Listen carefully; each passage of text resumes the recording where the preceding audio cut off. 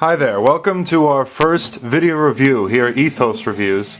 My name is Kurt L, and today I'm going to go over Quiet Riot. Not really one of the most famous bands out there, but certainly they had their share of hit singles back in the 1980s. And they're most famously known for their first debut album, Quiet Riot's Mental Health in 1983, which sold over 6 million copies back in the day. And it really remains as their only really mainstream album. It had the song Come On Feel the Noise on it, and of course Mental Health, Bang Your Head, which if anybody has seen the movie The Wrestler, that was actually Mickey Rourke's opening entrance music when he came to the ring was Bang Your Head, Mental Health. So really, I mean, this album has achieved a decent status in society, but otherwise that's really all they've been relegated to is the one-hit wonder status. And not many people know that they made so many more albums than this. And look at that stack right there. That's all Quiet Riot, and I don't even have them all.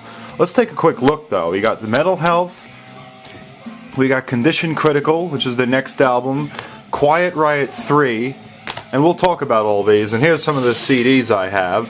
Well, we already know about that one. And then there was this, and you didn't realize how many albums are actually made. Look at this, and it just keeps going. It just keeps going. And finally, this was their last album that they made. And not many people realize this was released in 2006, so they were recording for a very long time. From 1983, well, I mean, that was 1983 with Mental Health, but they've been recording since the 70s. They made some albums in Japan, honestly. So I mentioned Mental Health already, and I wrote an entire review on it on our website, full written review on the music section of Ethos. So we know about Mental Health already. But the follow-up album was Condition Critical, made only a year later. And many people say that it didn't quite live up to the the debut album, or their first big breakout album rather, in Mental Health. Condition Critical was good, but it was it sounded even more 80s than Mental Health. I did like the back cover. It's actually kind of cool with the little city in the background, but there's a couple of good songs on here. Another famous song of theirs is called Mama, We're All Crazy Now, and that's right up there, if you can see it. That was actually another Slade cover. And I don't know if many people know, I think it's kind of common knowledge by now perhaps, but the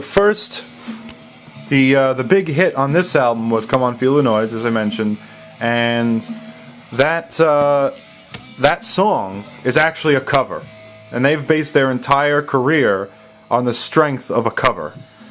And once again, they did it here, and interestingly enough, it was another Slade song.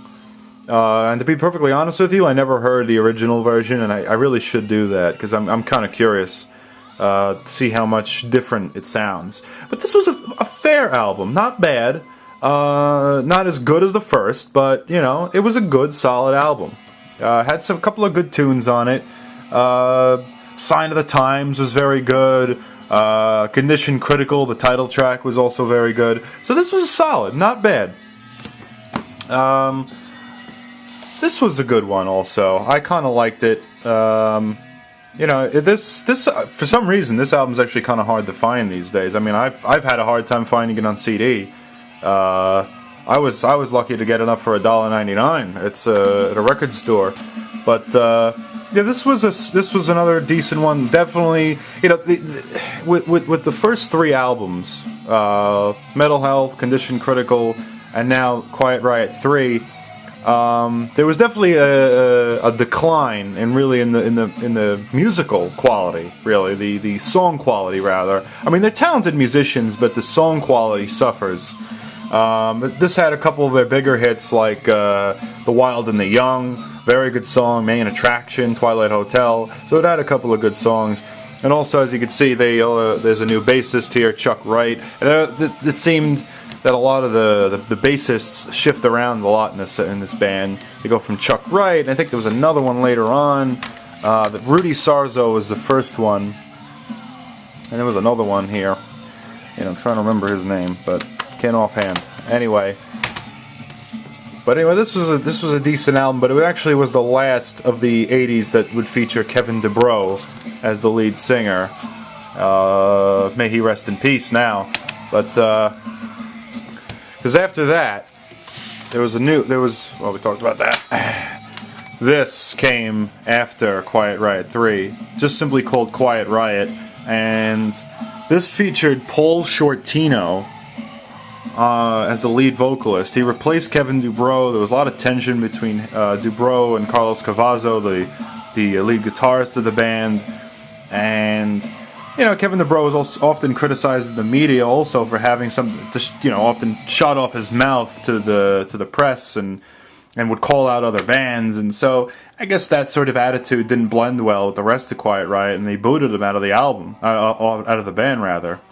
And it's not often that a band survives a change in lead singers. I mean, Van Halen was one that did succeed, but Quiet Riot, this album was a disaster. This is really a poor album. I mean, the album cover is pretty hideous as well, but yeah, there's only maybe like one good song on here. This album is just flat. It's just not really that compelling. So I definitely don't recommend this one.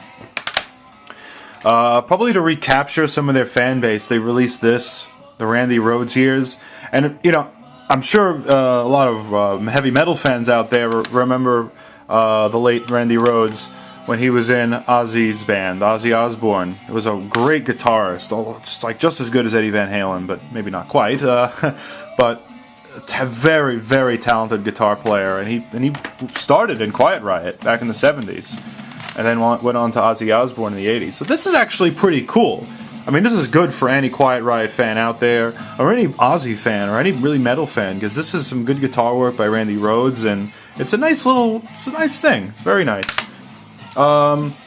Next is Terrified, and definitely one of this is my favorite Quiet Riot album, and it's actually playing in the background right now during this video. This is their best album overall. It was made in 1993, definitely their strongest effort. I highly recommend it. If you can find it, get it, because this is really a treat. It's much more mature sounding than any of their other albums as well. Very good. 1995, they released Down to the Bone. Not quite as good as Terrified, but it had a couple of really awesome songs. It had a good cover of the Kinks' All Day and All of the Night. Wings of a Cloud is on here also, another one of their best songs. In 1999, they released Alive and Well, and this is when Rudy Sarzo rejoined the band as the bassist. And this album's actually not even that great, unfortunately. It's a bit of a departure from Down to the Bone and Terrified, but it's not bad. But it has a couple of really awesome bonus tracks, all re-released songs, re-recorded rather, in 1999. They got a new edition of rendition of Come On Feel the Noise and Metal Health, and The Wild and the Young is great. It is great on here. I wish more bands would re-record songs sometimes, because it's pretty unique, but the actual original material on here is not really, it doesn't live up. In 2001, they made Guilty Pleasures. Interesting album cover of Adam and Eve. Has a couple of really nice songs on it. Shadow of Love, I Can't Make You Love Me, Let Me Be the One. It's pretty good. It's definitely better than Alive and Well. It was a big step up, but again, doesn't live up to some of the work of the early '90s. And their final album, made in 2006, was called Rehab. Perhaps something of a ironic title now, because Kevin DuBrow unfortunately died of a drug overdose, and so it's kind of interesting that this would happen. But anyway, this actually wasn't a bad album. It was a lot more mature sounding than anything else they've ever made, and it's got a couple of good songs on it, so I recommend it. So there you go. It a little bit rushed perhaps, but that is all the Quiet Riot albums that I have. It's the majority of them. There's a couple made in the '70s I don't have yet, but a pretty fun band to listen to and a couple of good tunes. So enjoy, and thanks for watching the first of hopefully many Ethos video reviews. Thank you.